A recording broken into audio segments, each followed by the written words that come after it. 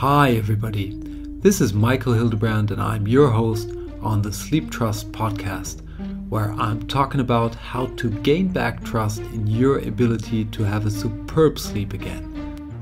In this week's episode of the Sleeptrust podcast, we are going to talk about sleep duration.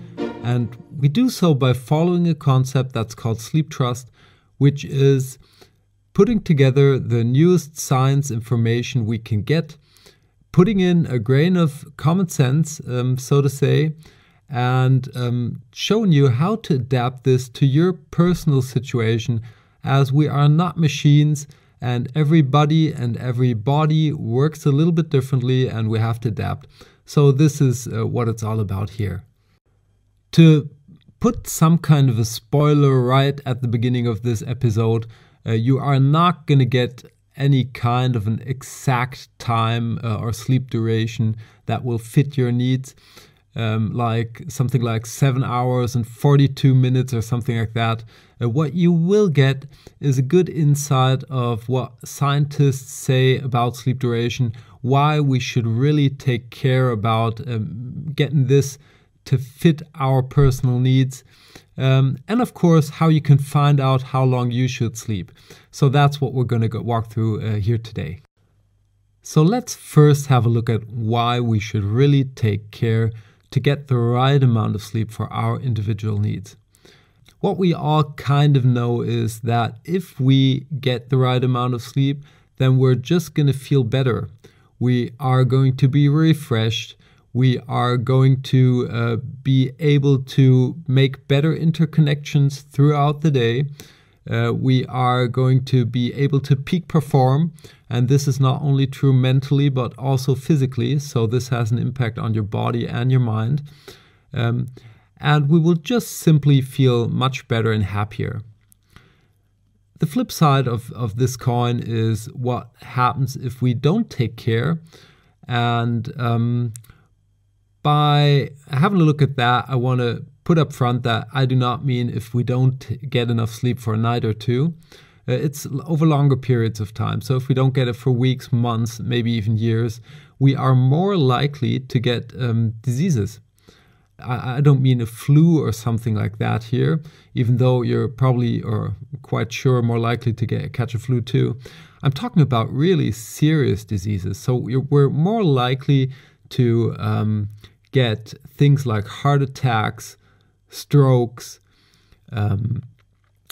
mental diseases like depression, cancer, diabetes.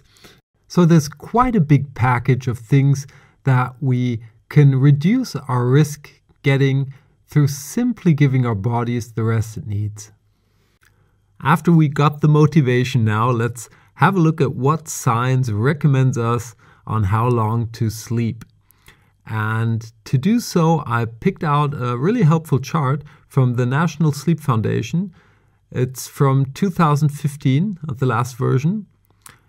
And it breaks up the sleep duration into different age categories. So they start at newborn age, go over the infant, and they end at the older adult, representing people that are over 65 years of age.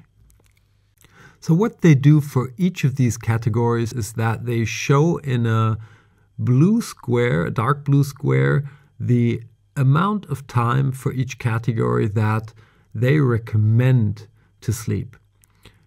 And then to the top and the bottom of these squares, you see in kind of a light blue an expanded period of time where they say this may also be appropriate, whatever that means. But this is how they show it, and it's a very simple way to represent the information. So I really recommend having a look at that because it's quite interesting.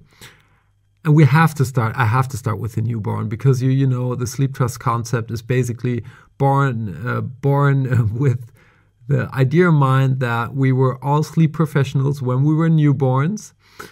And newborns sleep, so they have a recommended period of sleep of 14 to 17 hours a day.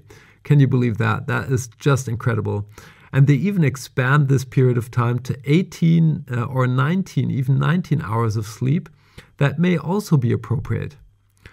At the bottom level, it's going down to 11 to 13 hours, which may also be appropriate, but newborn just get a tremendous amount of sleep.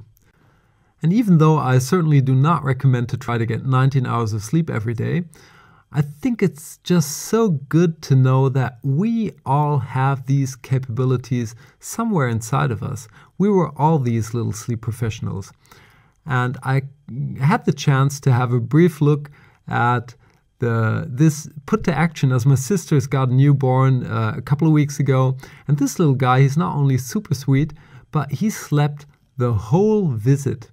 Well, I think he was up 10 minutes or something like that. And he did so just ignoring all of the noise around him, ignoring anything else that was happening around him. And my sister carrying him around, it couldn't have cared him less. And when I told my sister that I thought this is just so superb, she said, yes, he's a fantastic sleeper until the moment when I lay him into this little bed where he is supposed to sleep. That's exactly the point where he wakes up, starts to cry, and stops when I get him up to my chest. And this is just so true if you look at that structure for us grown-ups too. Of course, we don't need our mummies anymore, at least hopefully we don't, but what we do need is a place to sleep where we feel trustful and safe and just feel well. So we can learn from these little professionals quite a lot when it comes to our sleeping habits. But I'm getting a little bit off topic and I'm going to correct this right away. So let's have a look at the adult box together, which is probably the most interesting for most of our listeners here. So the age range goes from 26 years to 64 years of age. And the dark blue box, which is the recommended amount of sleep, is set to 7 to 9 hours. So this is, according to science, the recommended amount of sleep. And the box gets expanded to from 6 to 10 hours, which may still be appropriate to have.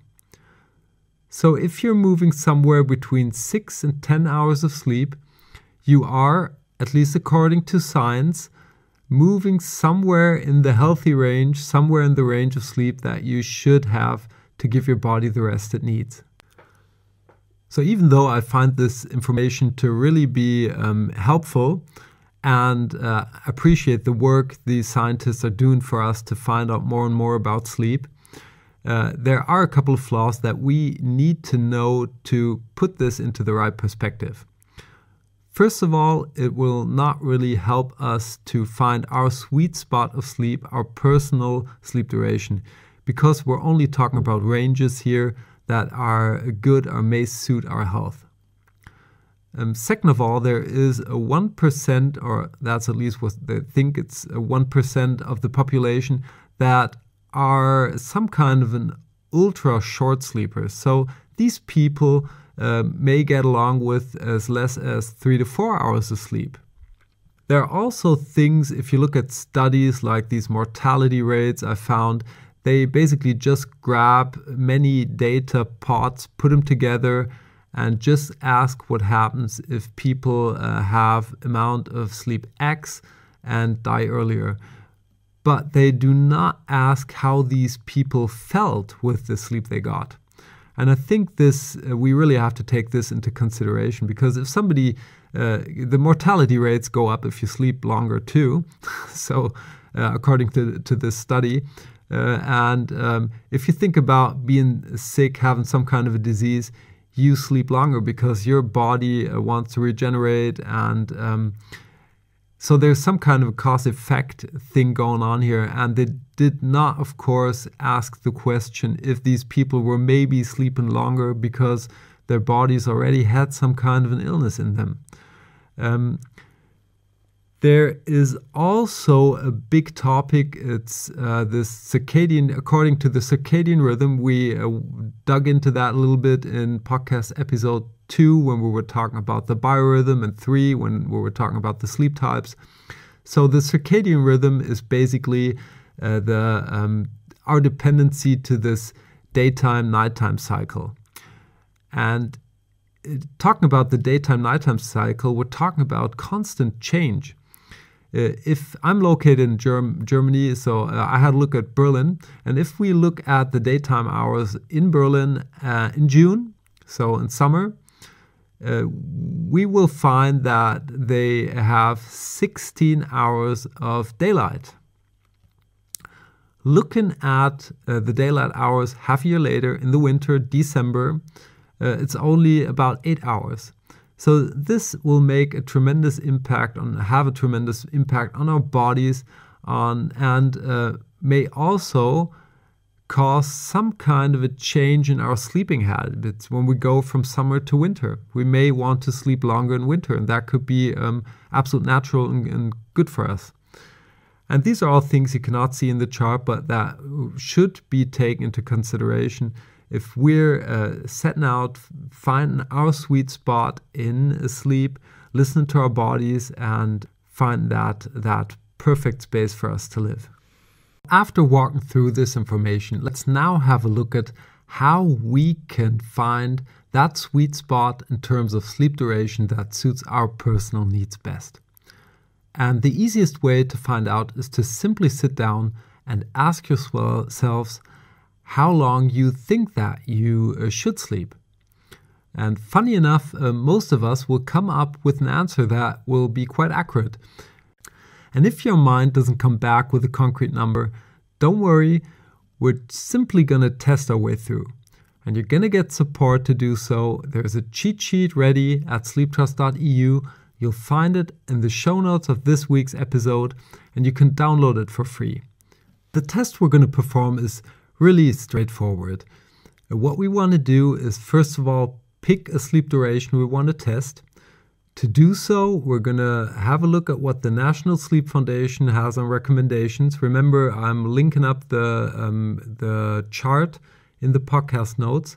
So for an adult, we want to start somewhere between 7 and 9 hours. Let's say we're taking 7.5 hours, which is a multiple of 1.5 hours, representing a full sleep cycle.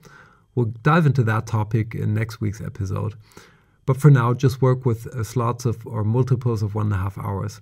So 7.5 hours. And what we want to do then is simply to measure, first of all in the morning, did we get the full 7.5 hours? Check. How do we feel when we get up? Good, mediocre, or bad? How do we feel over daytime? Are we feeling good? Are we feeling mediocre or bad? And in the evening, the same. So this is our test, and we're going to do this at least 3 days in a row to get some kind of a consistency in here. And if you find out that you feel good with, let's say, 7.5 hours in this example, fine. If you don't, and you feel you may want to test this with a little bit more sleep, you just add up another sleep cycle, so you're going to land at exactly 9 hours and test it with 9 hours. If you think, okay, maybe I could come along with a little bit less sleep, you're just going to subtract 1.5 hours and do the same test with 6 hours and see what happens. But please definitely do it over at least 3 days to get that consistent result, because our bodies do not handle missing sleep in one day as they do if you do it over a period of time. The same is true for if you get too much sleep. And we want to get this consistency, the trust that the results we have are good.